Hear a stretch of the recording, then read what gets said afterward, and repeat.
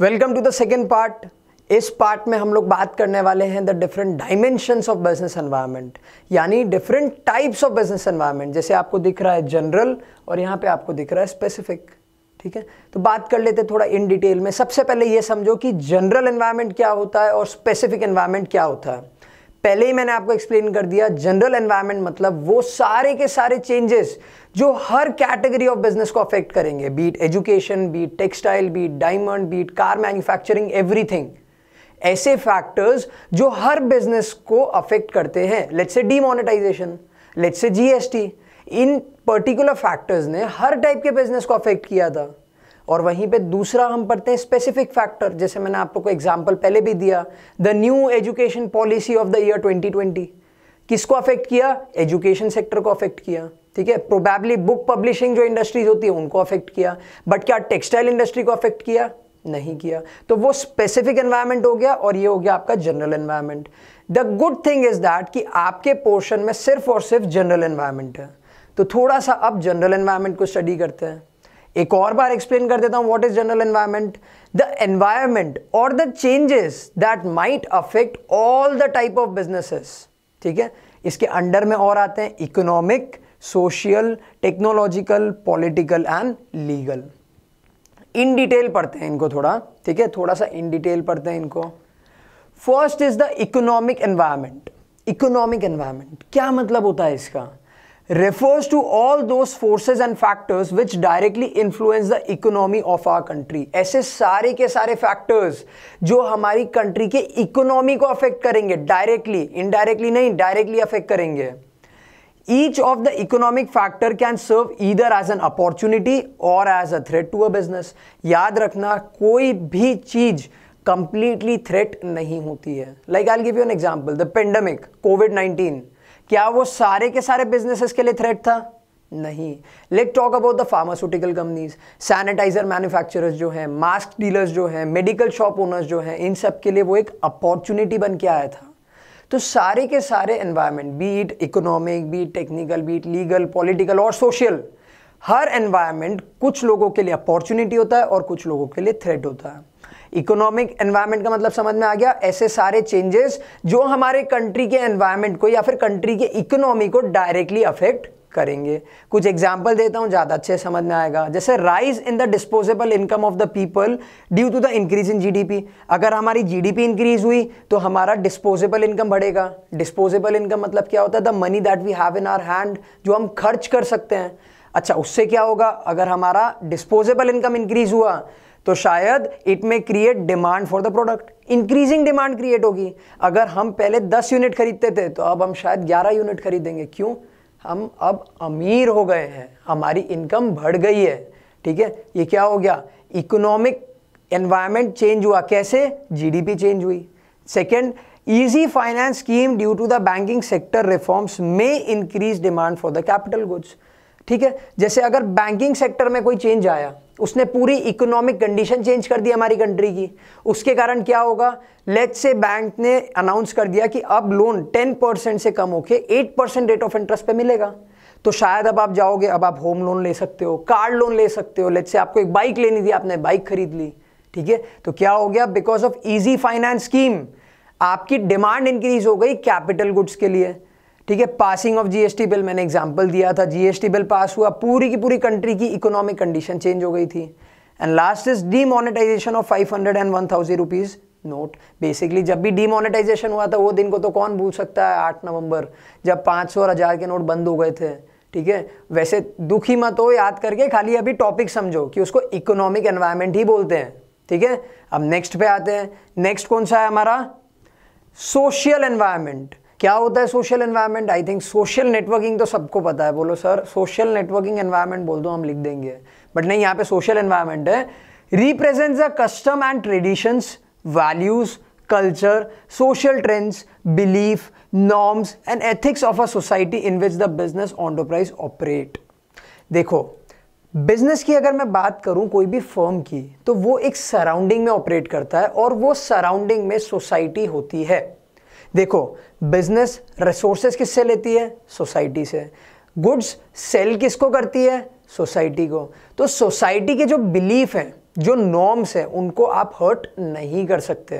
वो जो religion follow कर रहे हैं आप उनकी इंसल्ट नहीं कर सकते, आप उनके वैल्यूज़ को चेंज करने की कोशिश नहीं कर सकते। ये सारी जो चीज़ें आती है वो आती है आपके सोशल एनवायरनमेंट में।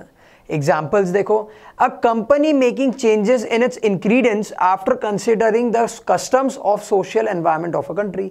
लेट्स से कोई एक कंपनी है, वो let's say beef sandwich provide करती थी, बट जब वो इंडिया में आई तब उसने वो बीफ सैंडविच प्रोवाइड करना बंद कर दिया। क्यों? बिकॉज सोसाइटी के कुछ नॉर्म्स हैं, कुछ एथिक्स हैं जो वो हर्ट नहीं करना चाहती।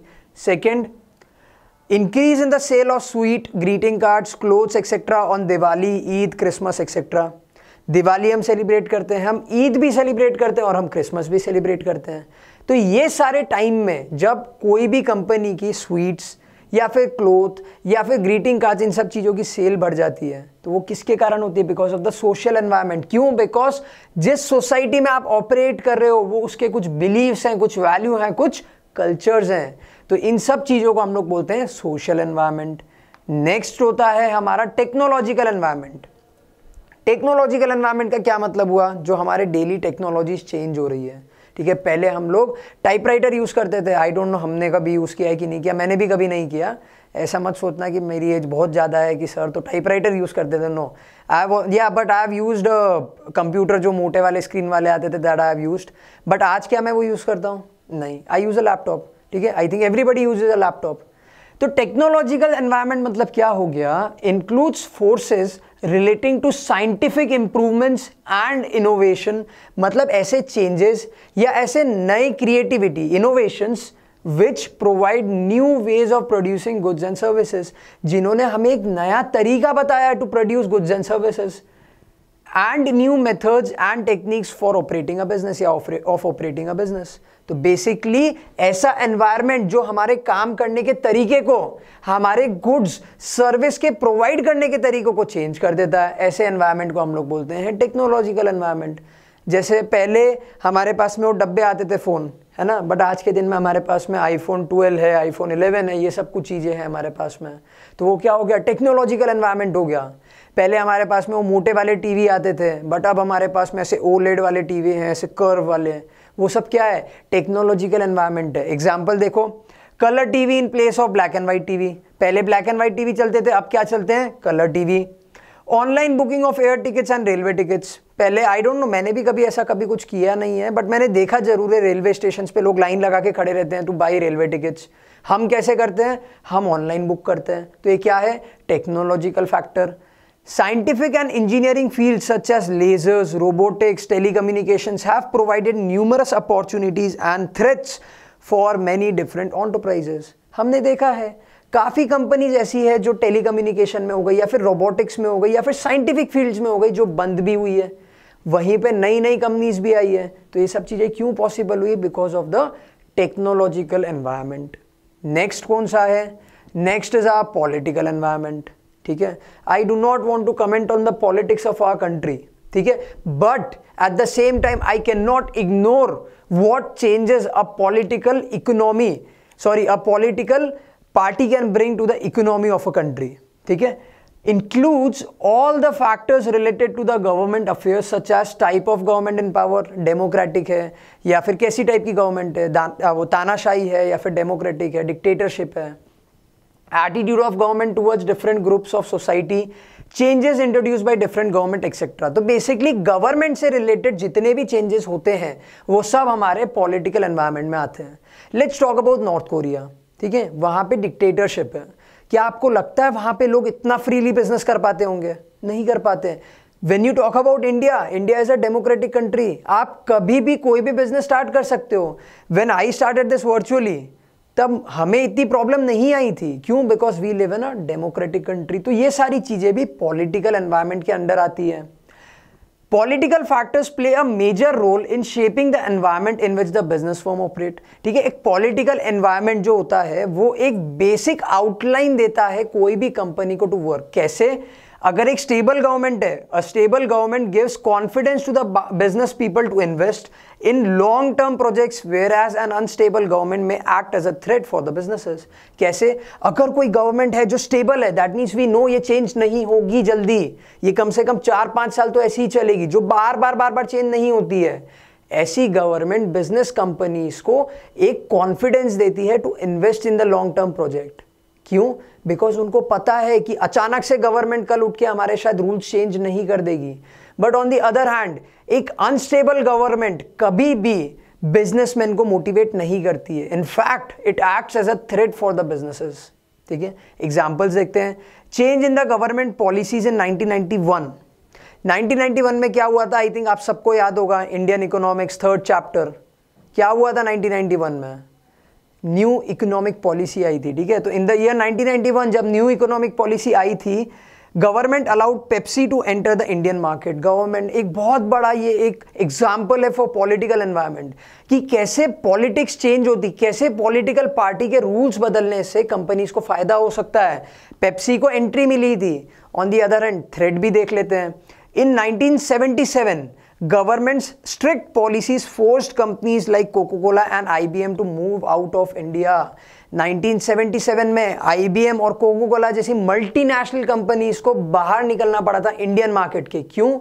बिकॉज गवर्नमेंट की पॉलिसीज बहुत ज़्यादा स्ट्रिक्ट थी। तो ये क्या हो गया? आपके पॉलिटिकल एनवायरमेंट। नेक्स्ट देख लेते हैं, the next one is the legal environment. This is the 5th type of environment. कौन से एनवायरमेंट पढ़ रहे हैं हम? जनरल। जनरल में लास्ट टाइप है legal environment. Basically the rules and regulations, the laws that we have to follow, refers to the framework of laws and various legislation within which business transactions are to take place। Basically अगर आप कोई भी business activity कर रहे हो तो आपको क्या rules, क्या laws, क्या legislations follow करने हैं, वो हमारे legal environment में आते हैं।